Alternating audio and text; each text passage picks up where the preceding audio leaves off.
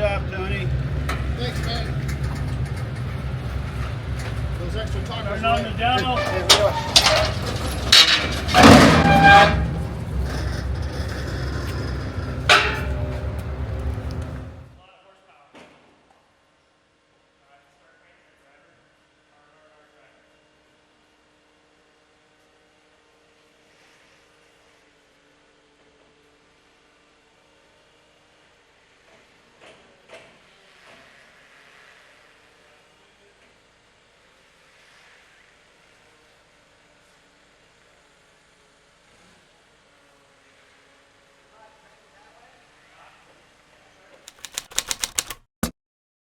It's time for another Dirt Daily, and this Dirt Daily is presented by Steer Smarts. We are actually out in Michigan working on this project that I've mentioned in the past where we're going to build a Jeep that's going to have a bed on it that we're going to use as the bar at my buddy Tony's wedding. Tony's getting married in about 6 weeks. Yeah, roughly.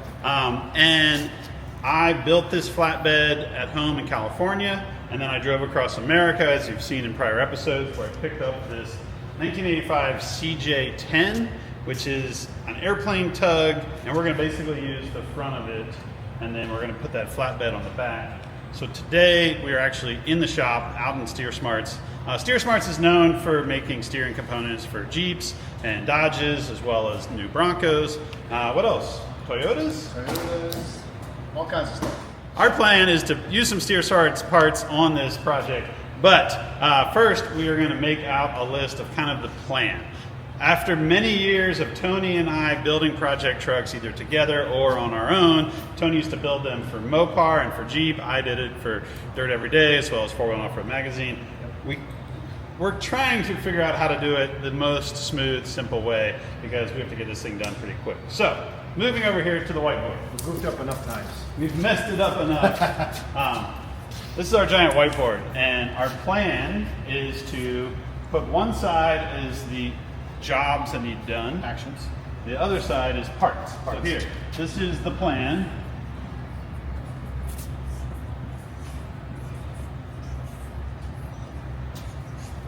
So what we're going to do is we're going to try and lay out in order how we want to do stuff, and it'll all go straight to hell because stuff won't get here in time. Meanwhile, we're going to also make out a list of all the things that we need, and then we can find out if they're on their way, if we've already got them. From big things to small things. Yes.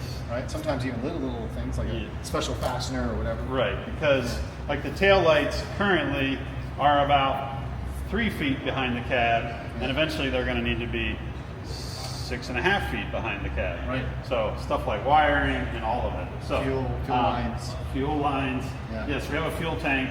Can we reuse it? Yeah. So I'm going to start a plan list of disassembly and then reassembly, and Tony's going to start a list of like, what are we looking for? What do we still need in order to build this? What we need to buy, what's unknown. Yep. Or this whole episode we'll be laying this out and then diving into tearing it apart so that we can then start putting it back together.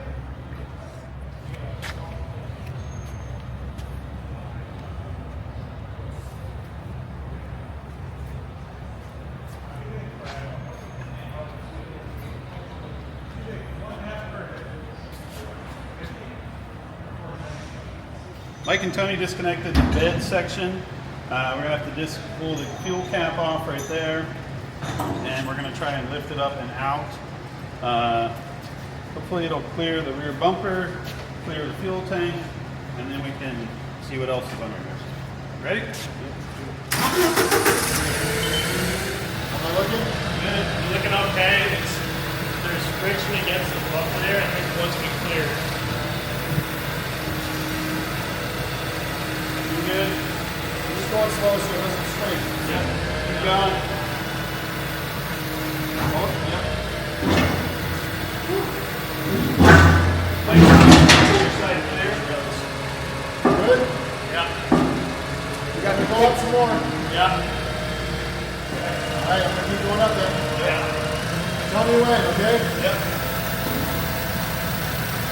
Keep going.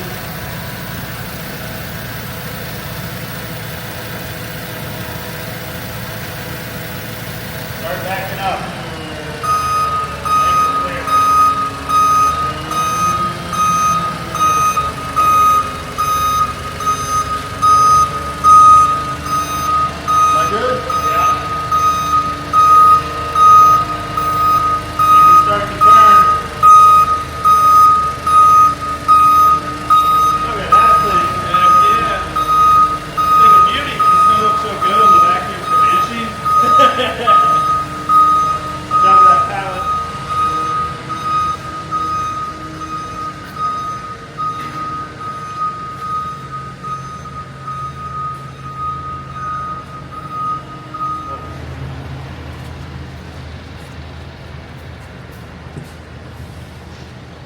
that metal or concrete? It might be concrete, actually. I think that's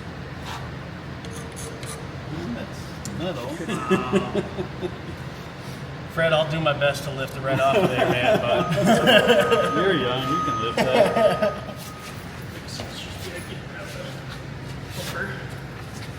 to the pallet.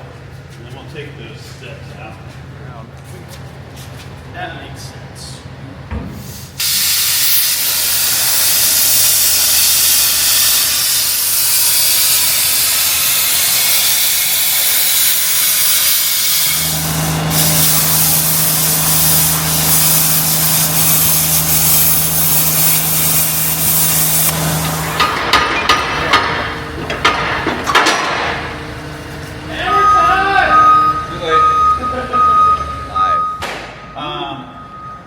Mike, Yo! parking brake disconnected. Parking brake disconnected, check. Speedometer cable. Speedometer disconnected, check. Shifter for the transmission. Shifter for transmission disconnected, check. Steering shaft from the steering wheel down to the steering box. Steering is loose. Yep, disconnected. So yesterday we unloaded the CJ-10, and our goal again is to remove the body, remove the cab. We pulled the doors off, we gutted the interior, we found the floors are really rusty. We stayed late and we removed the grill and the fenders. And then we just went through disconnecting everything so that we can lift this cab off. We are going to keep the engine and transmission. We're not using this frame, which is a little bit counterintuitive because we have a frame here that the body bolts onto, but our wheelbase is too short. There's still this like 5,000 pound chunk of steel on the back that is welded to the frame, so we haven't gotten that off. And we have a different frame we want to use because we want to use newer suspension parts, newer axle parts. So that's kind of our next big component, is the frame that we are going to swap this onto. So our next big step is to lift the cab off of this frame, which will be good because then we can see engine and transmission. We do want to reuse this engine and transmission. Is the Nissan non-turbo diesel the coolest engine ever? Mike? Yeah. Probably not, but we have it, and the cool thing is that if we have a diesel, when I take it home to California, I won't have to smog it. So that's kind of my goal, is to have I don't need another vehicle that I have to smog in California. They take enough of my money. Makes sense. And Tony's not going to convince me to move to Michigan because come look at the floors in here. This is the type of stuff you get in Michigan. Actually, that's pretty damn good. Actually, this one's from Nebraska or Iowa. Yeah. This one you made Fred Flintstone. Yeah, that one's. So today's projects are get this cab off of here. Yep.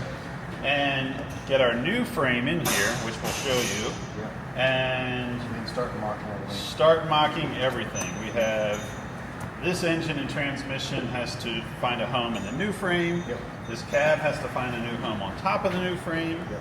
We don't know if the new frame and the old frame are going to be similar No. size, wide, width, length, No. anything. It's going to be bracketry. Yes, so there'll be custom building. This thing does have cool stuff. Like it has a dead, like no front diff axle. Yep. Which would be great if you were building a hot rod gasser or a desert race two-wheel drive Comanche.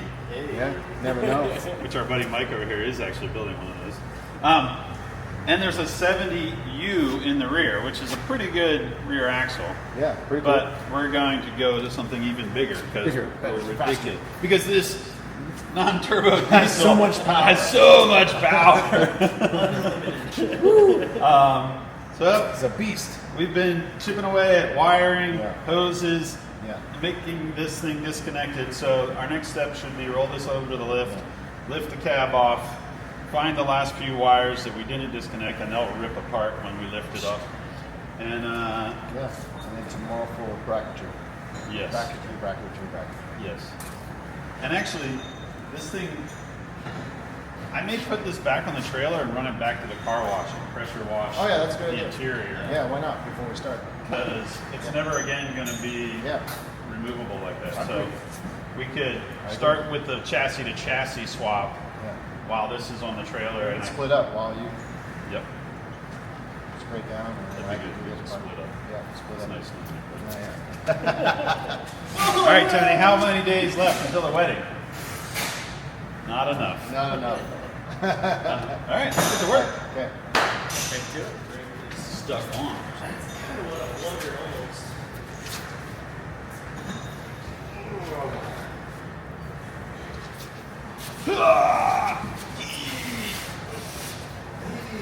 Oh, Mike's Yeah. looking great.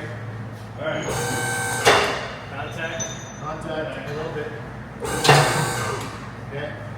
Go up a little. All right, let's check on the front. Is anything Hold on. catching, smashing, smashing? This is smash. What did you get there? New. Draw, cable.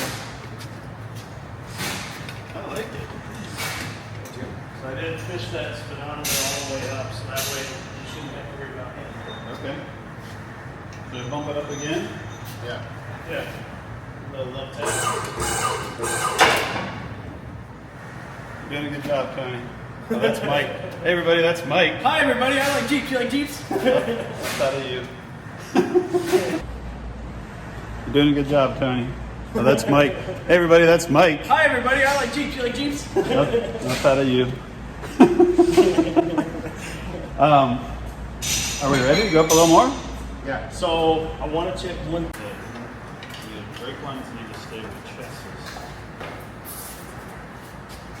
You're doing a good job, Mike. Tony, you're also here. I'm here. Dealing with Fred's terrible songs. It's terrible what? Songs. Yeah. Stop for a second. Okay, I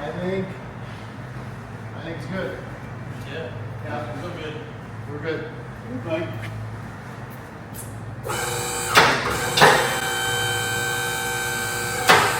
Yeah, we're good.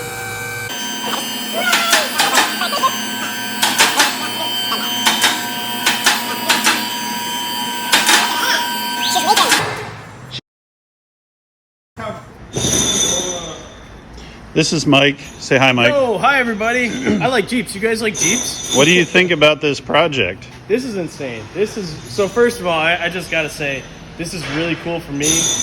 Had a chance to build a couple SEMA Jeeps with Tony. Now I get to build something with you. I'm stoked for that. This is unreal. Yeah. All right, less about being starstruck and more about this project that we have to get done in record time. Yes. Do you think the CJ-10 cab is cool? Dude, I think it's really cool. What about this Nissan SD33 non-turbo diesel? You know, I think for the purpose, it'll get us there. Something more exciting. Yeah, there's more exciting stuff out there. You're saying it's not cool.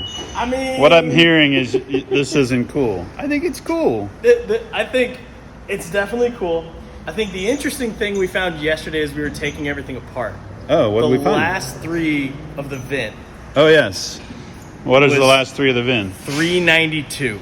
Oh, so now you think this thing needs a 392 just like every other? I think the Jeeper? Jeep is telling us. Tony, do you have a 392 we can just stuff in this real quick?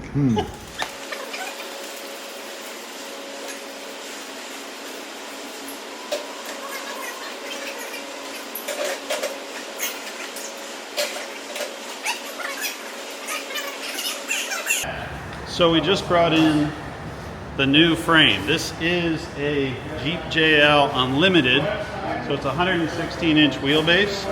Now, this is the part of the project that I said, people have done this before. They have put older Jeep bodies on newer Jeep frames. And part of the reason we're doing that is because we have a short timeline. So we're trying to do off-the-shelf suspension. Plus, nowadays, there's so many great suspensions, great steering components, drivetrain components that just bolt right in to a Jeep Wrangler. So we have a suspension kit that should bolt right onto this chassis. We will have new axles that'll bolt in with that suspension kit. There may be a little bit of fab work, but it shouldn't be a crazy amount like it would be if we were using the CJ-10 frame. Plus, the CJ-10 frame has this enormous weight on the back of it that is welded on that we'd have to cut off. Plus, it's all leaf spring.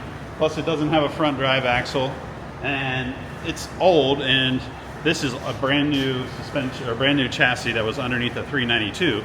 So maybe someday, if this Nissan non-turbo diesel isn't enough power, we could always step it up to more power down the road. But to start with, we are going to bring in our axles, start mocking them up underneath this, and then do a lot of measuring to figure out exactly where the cab should sit and where the engines should sit.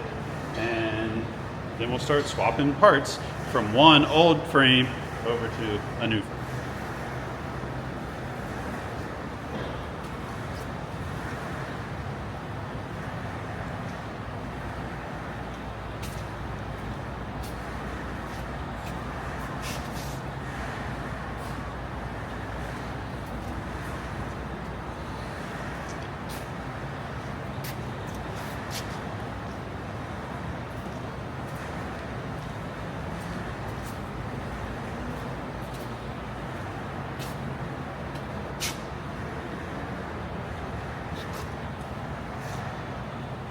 So I think this is a 208 or a 198. Doesn't have a tag on it. So these airplane tugs, they didn't have a high range. So they would build these transfer cases, but they would lock them in low range. And they're really not easy to make into a 2-speed transfer case. It's kind of like, it's easier to replace it. Plus, I brought a transfer case specifically to replace this one because I knew that this transfer case has this problem. We are going to keep the engine and the transmission. Transmission is a TorqueFlite 727, pretty strong transmission. The engine, as we've talked about in the past, is nothing spectacular. But we have it, and it's a diesel, so it's kind of cool. And like I said before, having a diesel engine means once I get back to California, no smog. That's a beautiful thing. Yeah. So, we want this off of here eventually so that we can get all this out. So we're going to pull the transfer case right now. And then we're pretty much done with the disassembly of the CJ-10, short of pulling the engine and transmission off, which we kind of want to leave it in here so that we can measure things like body mounts and motor mounts and where the front axle sits compared to the engine, so that when we get to the new chassis, we kind of have a good starting point. And hopefully there's parts that, like body mounts, we can cut off and maybe weld onto a new chassis. And transmission mounts or engine mounts, maybe they can be modified to work on the new frame. Even repurposing the old seat rack. Yeah, maybe these things that hold the steps way out here off the side of the frame, we might be reusing those as a motor mount or something. So yeah, we have a lot of good steel. The cab has a bunch of rust in it, but the frame is actually pretty stout. So yeah. I don't know, I've read various things, but one theory is that the CJ-10 frame is actually closer to a J truck, like a like not a CJ-7, but a heavier duty, like mid-sized truck. Because in Australia, where you could actually buy these as a truck, they needed them to be beefier than just a CJ-7. Yeah. I mean, they look beefy. I mean, CJ-7s, I think this is a taller frame section than what you would have in a CJ-7. Yeah, and there's some C-channel portions in there, and there's some where it's complete. Yeah, box. Yeah. All right, let's get this transfer case out of here. Yeah. Put it out in the scrap pile of all the other stuff. Try to sort of support some weight. I don't know if there's a seal back here.